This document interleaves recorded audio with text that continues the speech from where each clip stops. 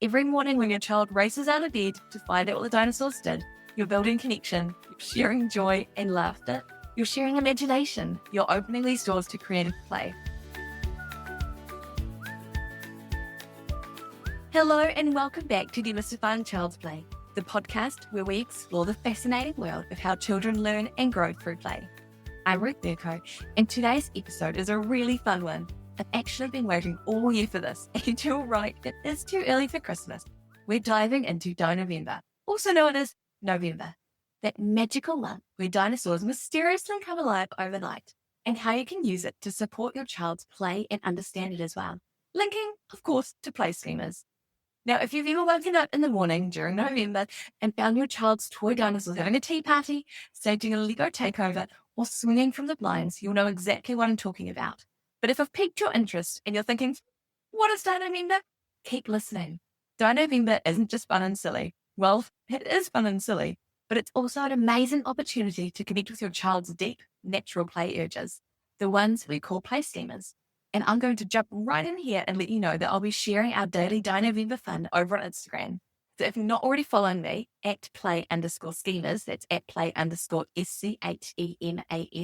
jump over there, hit follow, and let me know you're there for Dinovember fun. And also, I've got your back with Dinovember ideas, all in one place. Head to playschemas.com/free to download it. It's a PDF. It's got ideas for every day of the month, linking with play schemas.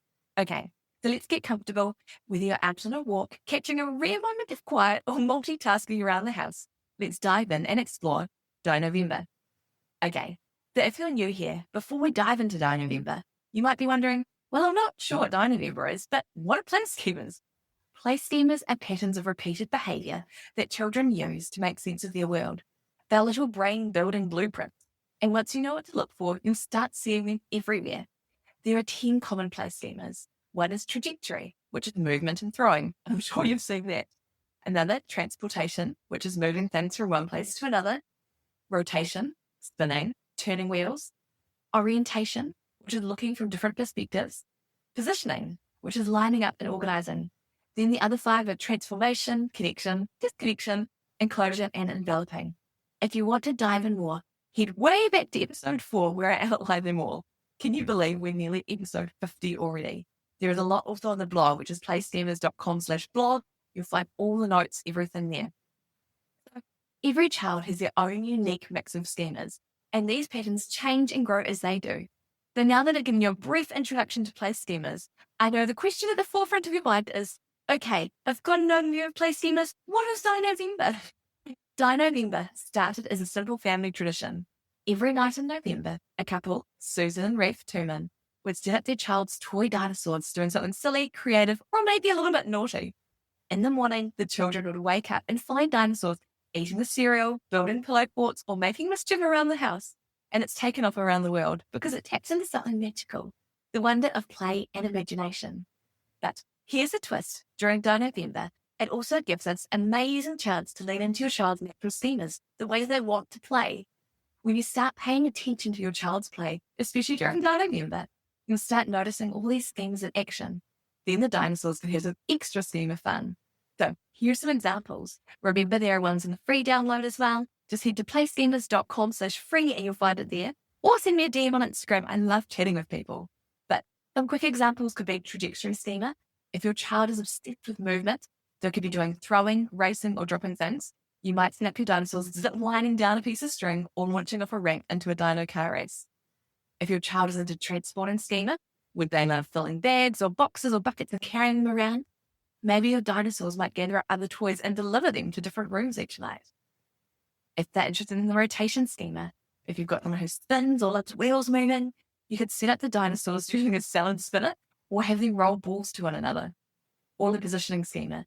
For kids who love lining things up neatly, you could have the dinosaurs carefully lining up blocks, books, or even shoes in the perfect rows overnight. And last one, the enclosure schema. If your child loves creating little areas for the animals, you could create a dinosaur zoo or have the dinosaurs create enclosures for their other toys. Now, I have done this for years with my class. I've realized for just over 10 years with my class as teaching, and the last couple of years I've done it with my children, and it is so much fun. Now, if you've been listening to this podcast for a while, and if you follow me on Instagram, you'll know that I don't do many setup activities for my kids. but it's a bit different during Dinovember. And I would love for you to join in this Dinovember, whether it's for a couple of days, a week, or for the full month. I've shared with you a couple of ideas now, but I've also made that free download, which has a month worth of ideas you can follow or pick and choose from. Just head to playschemas.com/free and you'll find it there. And please do tag me on Instagram if you do participate. Remember, that's @play_schemas. Remember, these activities with your kids setting up for Dinovember, they don't need to be fancy or Instagram perfect. Your child won't care about that. What matters is the joy and connection these little setups start. When I was teaching and doing Dinovember, my students couldn't touch the dinosaurs until after writing time because, of course, this was our month's writing topic. But at home, my boys can engage with it as soon as they're both awake, which for most mornings, they're both awake at the same time and they love it.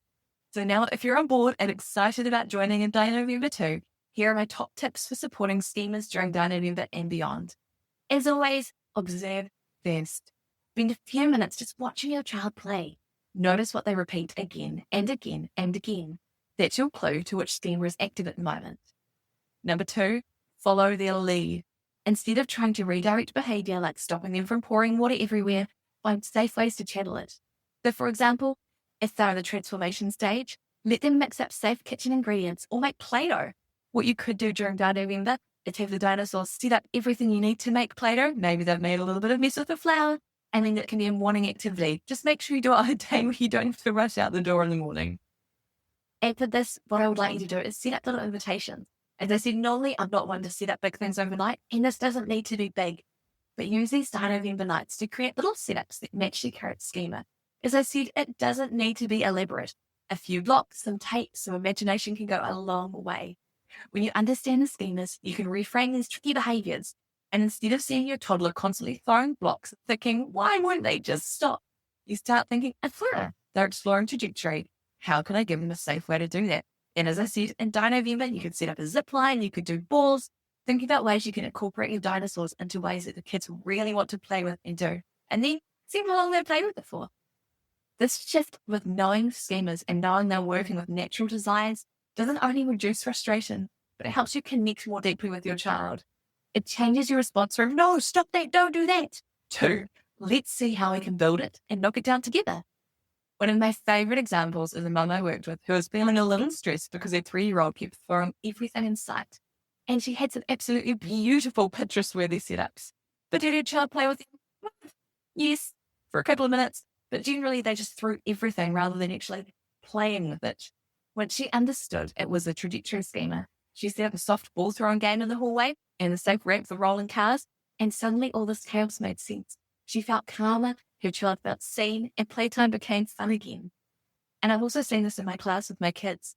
As you can imagine, with a class, there's a good 30 of them or so. But quite often, I've worked with the juniors, and you can see some schemas that are really strong in the young ones. And so one time we'd have the dinosaurs who are chasing the other animals overnight, all the soft toys. And then one of the boys brought in a box in the morning the next day because he thought, we need to trap these dinosaurs. So he was in the enclosure schema. He was thinking about all the different ways we could trap these dinosaurs. So with the enclosure and with the enveloping, we made a big rope around. We put a box open with a trap for the dinosaurs to get into. And they got trapped one night. And that whole night and the whole next day, they stayed in the box. And then the next night, they managed to break themselves out with the help of some other toys. So it's really fun using these schemas as bases for how these dinosaurs are going to have a bit of mischief and have a bit of fun around the house. So this Dinovember, it's more than the dinosaurs just doing silly things. Every morning when your child races out of bed to find out what the dinosaurs did, you're building connection, you're sharing joy and laughter, you're sharing imagination, you're opening these doors to creative play. You're also building their confidence because they feel their play is valued and celebrated. You're building language because I'm sure you're going to be talking all about it, depending on where they're at with their language. Either you're talking to them about it, what you can see, what they're doing, or they are telling you elaborate stories. I know this year for my 4-year-old, and they throw chords him down because I'm really excited about what he's going to be saying. And with this, you're also learning. You're seeing patterns, you're noticing schemas, and you're building your own confidence as a parent. So if this has inspired you to start your own Dinovember tradition, or if you'd like more schema-aligned ideas, make sure you head to my Instagram page at @play_schemas. I'll be sharing daily inspirations throughout the month of November, Dinovember, and don't forget to check the show notes at playschemas.com/blog for a full list of Dinovember ideas you can print out and use. So remember, whether you're hiding dinosaurs in the pantry or lining them up for a train ride, Every little moment of play is building your child's brain and your relationship with them. So until next time, remember today is a great day to play, and let's get ready to celebrate Dinovember together.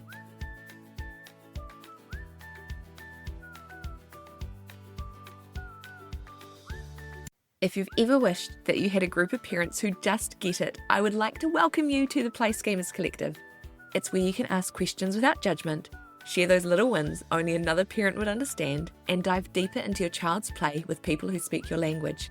Join us at playschemas.com/collective for more information. We can't wait to have you on the inside.